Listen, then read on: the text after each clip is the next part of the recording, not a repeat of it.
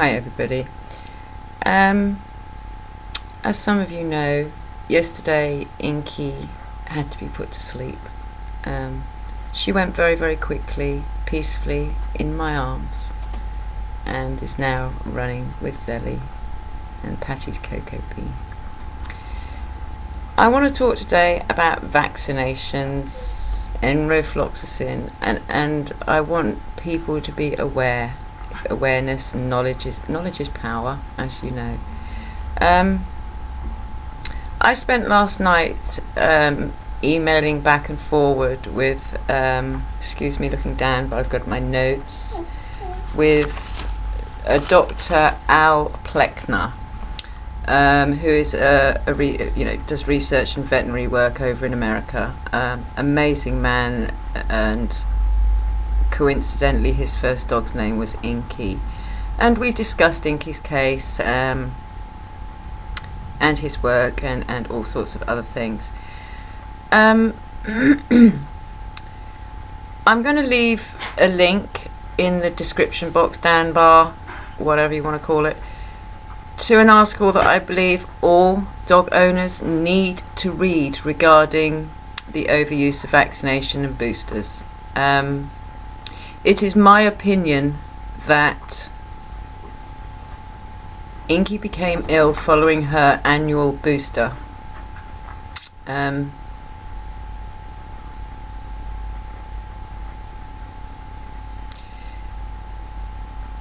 then her blindness, in my opinion, was caused by the enrofloxacin jab. I have done research on all of this over the last 3 weeks, and I have actually finished writing it, and I'm sending a letter to the PDSA after Paul the vet asked me for all my research links and information, as they have no information regarding enrofloxacin causing sudden onset blindness in dogs, though it is known to cause onset blindness in cats. The research I did led to, and I will also put this in the down bar, about excuse me, some cases of dogs becoming blind after the use of injectable enrofloxacin. Inky did have an injection of enrofloxacin and started to go blind 6 days later.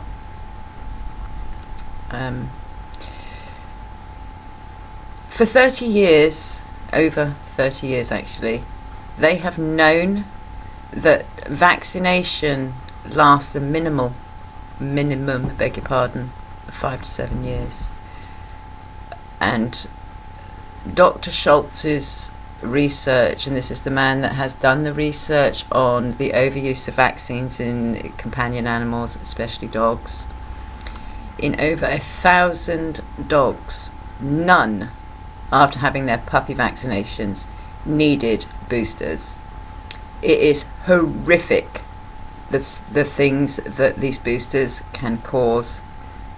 And again, I'm not going to go into it all. I am, a quick disclaimer, I am not a vet. I am in no way medically trained, but I am a research freak, especially when it comes to my dogs. Basically, it is of my opinion that Inky need never have gotten ill, let alone gone blind and had to die. As a working service dog, I had to consider her quality of life, and she was suffering. And as you know, I do not agree with allowing any living thing to suffer. It's morally reprehensible in my book. Feel free to argue. So it's just a small warning. Please, all of you that have dogs, please go and read Dr. Schultz's work, and I promise we'll leave the link in the down bar. Read it, all of it. Look at the side effects that vaccinations can cause. There are common ones to the rare ones. And I intend to make this Inky's legacy, that her death was not futile, because it was unnecessary. Had she not been boosted, it is my opinion she would still be here today to continue her amazing work. And ironically, when I took her in for her booster in October, I said to Paul, I said, in my opinion, we are boosting our dogs to death. And yes, I got a hard look. But it's the truth.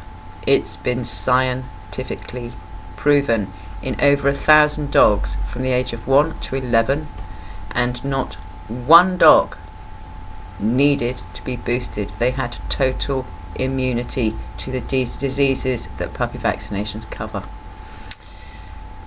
I hope and sincerely hope that this helps somebody out there. Please, for the sake of your dogs, read Dr. Schultz's information.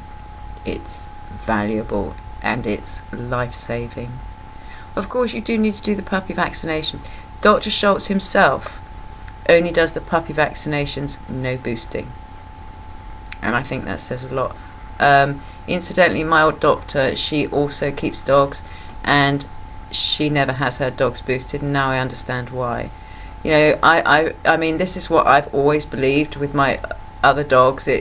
I'm going to be honest, it's only been since I've been with the PDSA, who are pretty pushy about boosting, and I've allowed them to be boosted each year. They didn't need it. None of them needed it. I mean, I had Sally's vaccinations done and never got a booster until I took her to the PDSA, and they insisted that I do the whole vaccination program again. And she died of cancer. Vaccinations can cause sarcomas at the vaccination site, and that's just a small insight into the damage they can do to your dogs. They can also cause seizures, arthritis, and really serious stuff. So I would ask that you please read Dr. Schultz's work. They have known this for 30 plus years. It is wrong. It's a violation to nature, and it's about putting money in wallets. Whatever happened to first do no harm? I will leave it there for today. I have a lot more to say on this subject, but I don't want to make it a long video, bore everybody so you don't listen. Please, I beg you, and Inky does too, take it on board. You know, say to your vet, I don't want it. You can pay to have a TIGI test done, which will measure your dog's level of immunity. They are expensive. If you can afford it, get it done. If in any way concerned. Anyway, that's it from me now. Please take care. Stay well. Hugs. Bye for now.